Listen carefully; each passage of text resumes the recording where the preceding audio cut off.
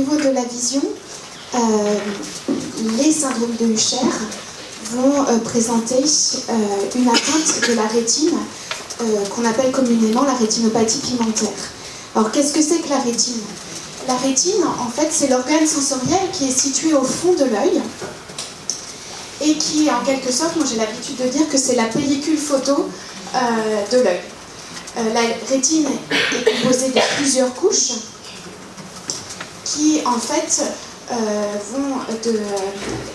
ces couches du fond de l'œil, la plus importante et le premier relais est le relais le plus profond qui est composé de ce qu'on appelle les photorécepteurs. En fait, la lumière traverse l'ensemble des milieux normalement transparents de l'œil. Elle passe par la cornée, qui est la lentille transparente qui recouvre l'œil, le cristallin, qui normalement est transparent. S'il n'est pas transparent, c'est ce qu'on appelle la cataracte. Pour traverser le milieu vitréen, le liquide qui est dans l'œil, pour aller atteindre la rétine et traverser l'ensemble de la rétine pour aller sur les photorécepteurs. Alors, ces photorécepteurs sont donc des structures très importantes puisque c'est elles qui vont initialiser les premières étapes de la vision. Elles reposent sur une couche très particulière qu'on appelle l'épithélium pigmenté rétinien, qui en soi n'est pas une cellule visuelle responsable de la captation de la lumière et de la genèse du signal visuel, mais qui est indispensable au maintien, on va dire en bonne santé, des photorécepteurs. Les photorécepteurs sont de deux types. Il y a les bâtonnets, qu'on appelle bâtonnets parce qu'ils ont une forme de bâtonnet si on fait une coupe histologique, et puis les cônes en forme de cône. Alors, ces deux types de photorécepteurs sont impliqués dans la fonction visuelle de façon vraiment très distincte. Les bâtonnets, qui sont beaucoup plus nombreux que les cônes, sont impliqués finalement dans des fonctions visuelles très basiques puisqu'ils sont importants pour la vision nocturne essentiellement et la détection dans l'obscurité d'un petit ray de lumière. Les cônes, par contre, eux, ont besoin de beaucoup de lumière pour être stimulables et fonctionner.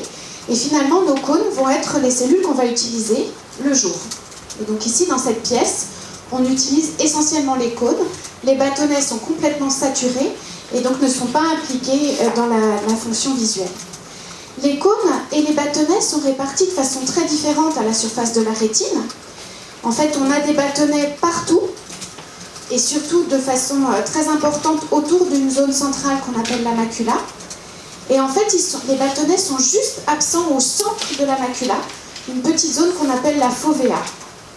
Et dans cette petite zone qu'on appelle la fovea, il n'y a que des cônes. Et en fait, c'est cette structure, la fovea, qui contient des cônes très très denses et qui va nous aider à lire et à voir tous les petits détails qui sont nécessaires à la lecture, à la vision, aux travaux de précision.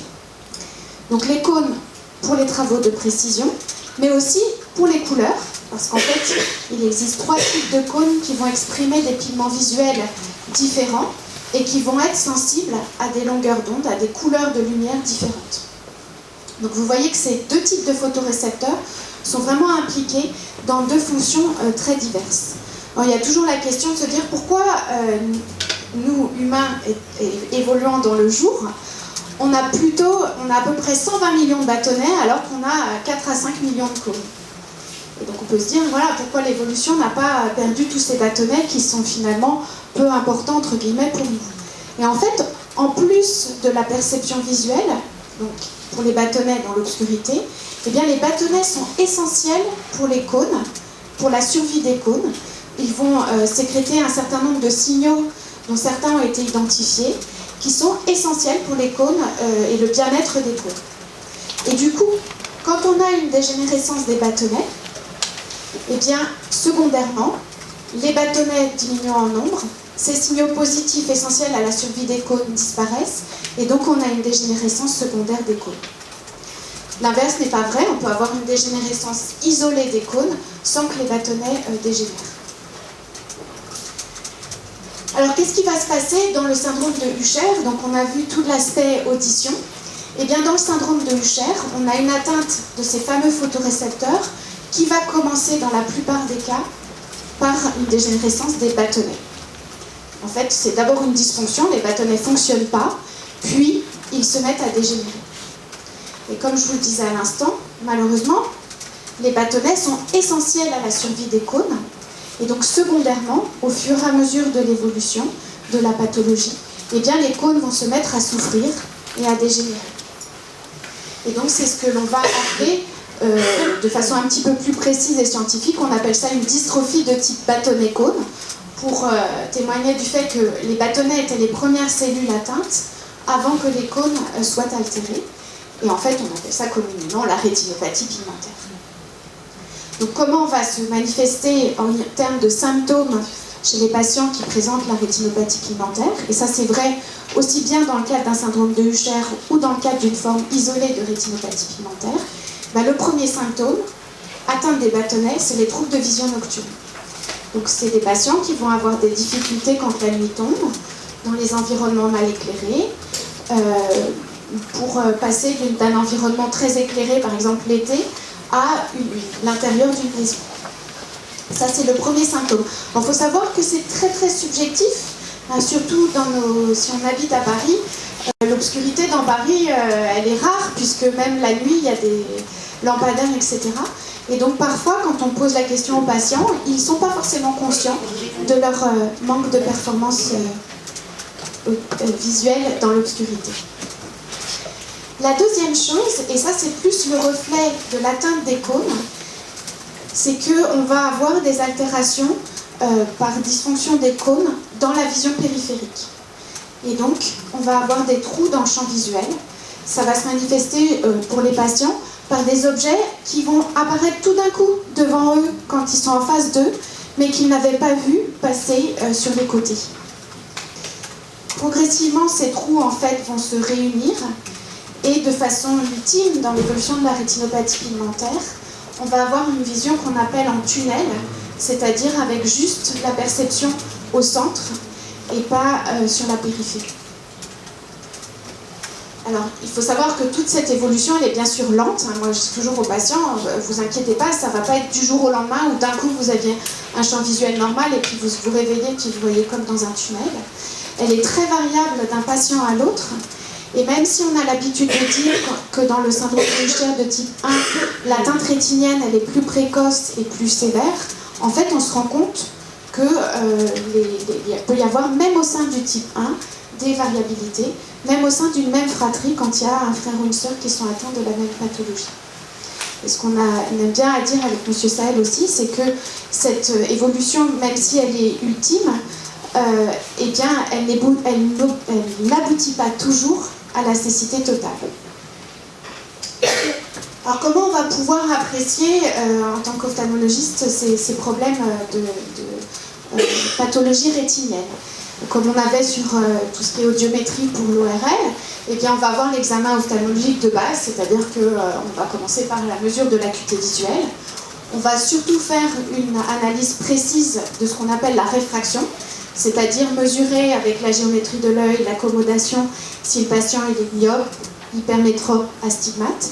Et on fera un soin encore plus particulier à cette réfraction chez des patients qui ont en plus un problème de rétine pour ne pas rajouter un problème supplémentaire. Donc il faut vraiment que ces patients-là aient les meilleures lunettes possibles. Un examen ophtalmologique où on va essayer de regarder s'il n'y a pas certaines complications. Par exemple, on sait que dans le cadre de la rétinopathie pigmentaire, on peut développer une cataracte très particulière et de façon plus précoce que ce que les personnes âgées vont développer. Ensuite, très important, par rapport notamment au problème dont je vous parlais du champ visuel périphérique, eh bien, on peut évaluer le champ visuel par des tests un petit peu plus perfectionnés, comme on appelle ça donc, la périmétrie cinétique, c'est quand on fait venir un point lumineux de la périphérie vers le centre, souvent le nom de champ visuel de Goldman, mais maintenant il y a des choses automatisées qui ne s'appellent plus Goldman. La périmétrie statique, où là on va de façon un peu aléatoire présenter des points de luminosité variable, ce qui va permettre de mesurer précisément ce qu'on appelle le seuil de sensibilité de la rétine. Et on veut que la rétine elle soit la plus sensible possible, donc plus le point est moins intense et qu'on arrive à le détecter, meilleure la sensibilité rétinienne sera. Donc ça permet d'évaluer précisément les retentissements sur la vision, en particulier périphérique. C'est très important aussi Sur le plan médico-légal, notamment si les patients veulent constituer un dossier auprès de la MDPH, le champ visuel en particulier de Goldman est un des critères d'évaluation du handicap.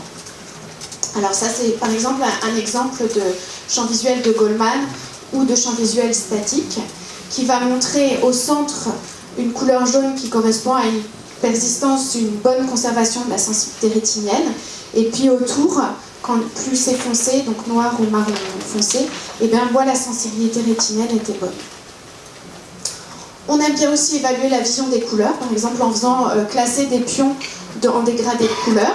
Ça nous donne plus une idée, comme je vous le disais, c'est les cônes qui sont impliqués dans la vision des couleurs, et ben ça nous donne plus une idée de savoir si les cônes, notamment au centre, fonctionnent bien. Et ensuite, on va aller vers des tests un petit peu plus perfectionnés. Je pense que tous les patients qui ont dans la salle une rétinopathie pigmentaire ont dû déjà avoir un électrorétinogramme, ce qui n'est pas forcément toujours l'examen que les patients aiment le plus. Les techniques se sont vraiment affinées pour essayer d'avoir le meilleur confort aux patients. Et en fait, cet électrorétinogramme, c'est un test vraiment objectif qui va permettre de documenter beaucoup plus précisément, d'une part, la fonction des bâtonnets et de l'autre part, la fonction des cônes. Donc en fait, on dilate la pupille, on met une petite électrode qui maintenant, en tout cas nous, on utilise un petit fil. Autrefois, on utilisait des grosses lentilles. Et puis on va commencer d'abord les tests dans l'obscurité, pour tester la fonction précisément des bâtonnets. Et ensuite, on fera des tests dans la lumière pour tester précisément la fonction des cônes. Voilà. Et puis ensuite, après cet examen, donc on va dire fonctionnel, de la fonction rétinienne, on va poursuivre par contre pour établir un petit peu plus les altérations de la structure de la rétine. Ça commence par l'examen du fond d'œil standard, où on va évaluer le nerf optique, les vaisseaux, on va regarder la périphérie rétinienne. En fait, au départ, le fond d'œil peut être normal, et puis au fur et à mesure, la papille va devenir un petit peu plus pâle, les vaisseaux vont se rétrécir, et puis on va avoir des pigments qui vont apparaître à la surface de la rétine, et qui avaient donné le nom de la rétinopathie pigmentaire que les premiers ophtalmologistes avaient donné. Alors souvent, on dit aussi rétinite pigmentaire. IT en médecine, c'est souvent une inflammation, et les premiers ophtalmos, ils pensaient que c'était une maladie inflammatoire et non pas génétique, la rétinite pigmentaire. Maintenant, on sait que les pigments, c'est juste un témoin qu'il y a une mort des photorécepteurs, mais c'est pas du tout la cause de la maladie. Et donc, ça donne un aspect très très varié, soit d'absence de pigments visibles, ou bien des pigments qui vont avoir des formes un petit peu différentes. Alors il y a d'autres examens qui seront presque plus précis que le seul examen du fond d'œil et qui sont beaucoup plus récents, donc au milieu des années 2000, et qui vont aussi donner une image dynamique. Nous on aime beaucoup un de ces examens qui s'appelle l'examen de l'autofluorescence du fond d'œil. Alors qu'est-ce qui étudie l'autofluorescence du fond d'œil? Il faut savoir que les photorécepteurs, aussi bien surtout les bâtonnets, un peu moins connus pour les cônes, ont des prolongements qu'on appelle les articles externes, très importants pour capter la lumière. Et en fait, ces prolongements, ils vont en permanence être renouvelés et digérés par la couche de soutien, l'épithélium pigmenté rétinien. Et cette digestion, en fait, elle est incomplète chez tout le monde. Et du coup, ça va créer des débris qui vont s'accumuler avec l'âge. Et l'avantage, c'est que ces débris, ils sont naturellement fluorescents quand on va utiliser une longueur d'onde particulière. Et du coup, l'examen de l'autofluorescence du fond d'œil, ça nous donne une idée dynamique entre la formation des prolongements des photorécepteurs, ces fameux articles externes, et les capacités de digestion de l'épithélium pigmenté rétinien. Donc ça s'étudie très facilement, hein. C'est souvent, pour ceux qui l'ont déjà eu, c'est la lumière bleue, là, très intense que l'on utilise, que l'on étudie avec une machine un peu particulière. Et en fait, elle va nous donner des caractéristiques très précises en cas de rétinopathie pigmentaire. Alors, bien sûr, là où on a une perte des photorécepteurs, on n'a plus d'articles externes, ni même d'épithélium, on va avoir une perte de la fluorescence. Et ce dont on s'est aperçu ensuite, c'est qu'il y avait un aspect aussi très particulier d'un anneau autour de la fovea, et en fait autour du centre de la rétine. Et cet anneau, il était très bien corrélé avec le fait qu'à l'intérieur de l'anneau, le champ visuel était complètement conservé. Et donc cet anneau, c'est un joli marqueur.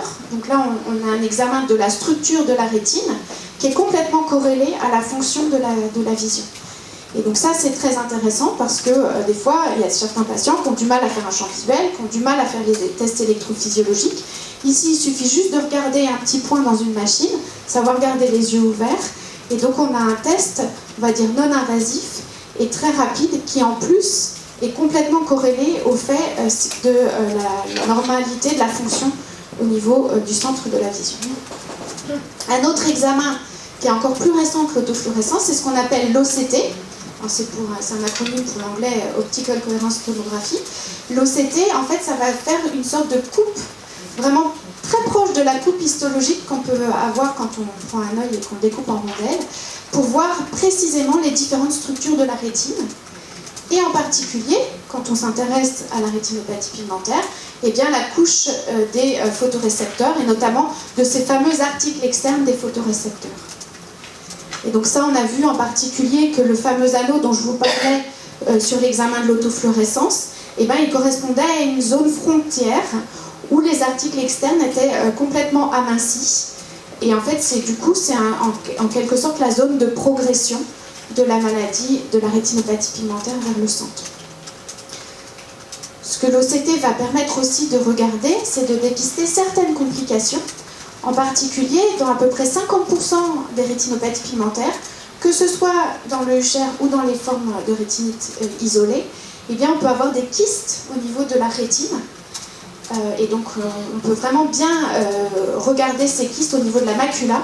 On les voit très très bien en OCT. On ne les voit pas toujours très bien par le seul examen du fond d'œil. Donc ça, c'est très important pour dépister des complications, parce que là, on aurait un traitement pour tester ces kystes. Donc, quelqu'un qui a une rétine pigmentaire, on essaye au moins de lui faire un OCT une fois par an. Un petit peu sur comment on va bien documenter la rétine. Par contre, Aziz, qu'est-ce qui se passe au niveau de la rétine dans les syndromes de Usher? Pourquoi la rétine dégénère?